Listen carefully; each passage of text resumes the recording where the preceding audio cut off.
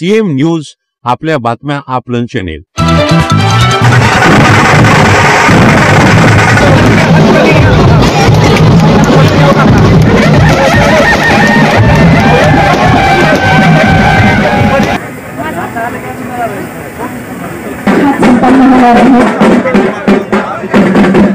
सर्व मान्यवरांना मला वाटतं पंकजाबाई तुम्हाला आवर्जून सांगा वाटतं की राणी साहेब आमच्या कुठेही म्हणजे मीडिया समोर नसतात, पण त्यांचं सुप्त एक लाट आहे आणि ती लाट म्हणजे आमच्या कार्यक्रमात असू दे किंवा एखादा कुणाला गरजूंना अडचणीत असेल तेव्हा तेव्हा राणी साहेबांनी आम्हाला साथ देऊन हे नक्षत्र खूप चांगल्या रीतीनं इथपर्यंत आणलेले आहे।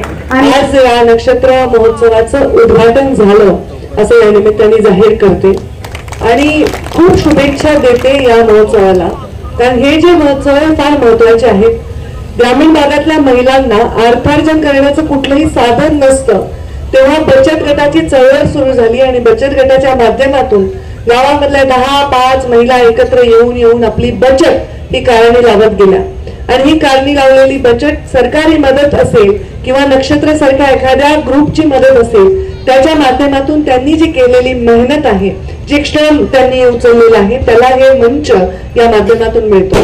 मंत्री असताना महालक्ष्मी सरसच्या माध्यमातून फार मोठं आम्ही बचत गटाचं एक्झिबिशन ठेवायचं मुंबईमध्ये। स्वतः 8 दिवस जातीने मी त्याच्यामध्ये भाग घ्यायचे आणि देशभरातील कलागुणांना वाव देणारं असं हे बचत गटाचं संमेलन असतं। तर त्यामुळे मी इथे आज पूर्ण फिरले, थोडी प्रतीक्षा करावी लागली, पण प्रत्येक दुकानासमोर फिरले, प्रत्येक दुकानाचा पदार्थ खाऊन पाहिला, प्रत्येक दुकानामध्ये मला कोणीतरी भेट दिली, कोणी दागिना दिला, कोणी काय त्यांनी केलेली हातातली वस्तू दिली, कोणी मसाले पापड, हे सर्व जे आहे हे फार अत्यंत आपल्याला दिसायला सोपं दिसतं, पण यांना व्यासपीठ मिळालं पाहिजे, व्यापारपीठ मिळाले पाहिजे, ही अत्यंत महत्वाची गोष्ट आहे ज्याला दमयंती राजेंनी खूप चांगल्या पद्धतीने हाताळलेलं आहे। त्यांनी आठवण सांगितली मुंडे साहेबांची आणि त्या मला मी भरभरून मुंडे साहेबांविषयी बोलले, तुझ्याविषयी बोललेच नाही। मी म्हटलं बाबांविषयी बोलले हेच माझ्यासाठी किती मोठी गोष्ट आहे, कारण शेवटी आज ते नसताना त्यांची आठवणीच मला ऊर्जा देतात। आणि तेव्हा त्यांनी असं आठवण सांगितली की मुंडे साहेब त्यांचे गार्डियन होते आणि राजेंशी लग्न झाल्यावर ते खऱ्या अर्थाने जणू त्यांचे गार्डियनच झाले। हे नातं राजेंचं आणि मुंडे साहेबांचं होतं। मला आठवते राजेंची पहिली भेट, त्यांना नसेल आठवत, ते पण एकदम लहान होते आणि अगदी वयाने लहान होते, बारीकशे, आणि ते आमच्या घरी आले होते आणि मग सगळ्या गावात छत्रपती आले अशी चर्चा होती आणि तेव्हा पहिल्यांदा राजकारणात ते पदार्पण त्यांचं झालं आणि ते आमच्या घरी आले। अत्यंत लहान त्यांचं वय होतं, तेव्हापासून मुंडे साहेबांनी त्यांच्यावर खूप प्रेम केलं आणि त्याहून जास्त प्रेम राजेंनी आज मुंडे साहेबांना जो 10 वर्ष झाले तरी करतात। पत्रकारांनी ना खूप गोड गोष्ट केली, आज मला तिकडे गाठलं आणि माईक समोर ठेवला, बूम समोर ठेवला, मी म्हंटल बापरे बूम आला म्हणजे आता काहीतरी वेगळं आहे, पण त्यांनी इतका गोड प्रश्न विचारला। माझ्या राजकीय जीवनाच्या 20 वर्षात मला कोणीच असा गोड प्रश्न विचारला नाही।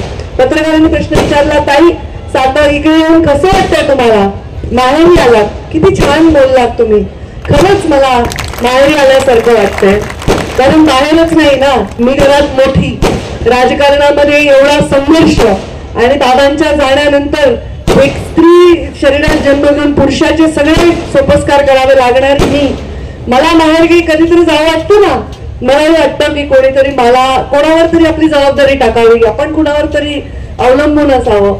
तर छत्रपती उदयनराजेंना बघितल्यावर मला नेहमी असं वाटतं की असं एक व्यक्ती आहे ज्यांच्यावर मी अवलंबून राहू शकते। मला आठवतं मी जेव्हा पुण्याला शिफ्ट झाले होते, मुंबईला माझं लग्न झाल्यानंतर मी मुंबईवरनं पुण्याला शिफ्ट झाले, तर राजांनी घरी जेवण ठेवलं होतं आणि त्यांनी आम्हाला बोलवलं आणि त्यांनी सांगितलं घाबरायचं कारण नाही, मी मुंडे साहेबांना शब्द दिलाय, छत्रपती ते पाठी राखाय, पोरीची काळजी करायची नाही, तेव्हा मध्यरात्री जरी काय लागलं पंकजा तर एक फोन कर, हे त्यांनी हक्काने मला सांगितलं। खूप हे महत्वाचं असतं, कधी माणूस ते व्यक्त करतं, कधी त्याचा फायदा घेतो असं नाही, पण कोणी म्हणणं की मी आहे हे खूप महत्वाचं असतं आणि ते राजांकडे बघून मला नेहमी वाटतं, म्हणून त्यांचा शब्द मी टाळला नाही। कारण माझ्या शिवशक्ती परिक्रमेला जर उंची मिळाली असेल ना, केवळ राजे तुमच्या तिथल्या उपस्थितीमुळे त्याला उंची मिळाली। पहिला दिवसच तुम्ही एवढ्या उंचावर नेऊन ठेवलात की नंतर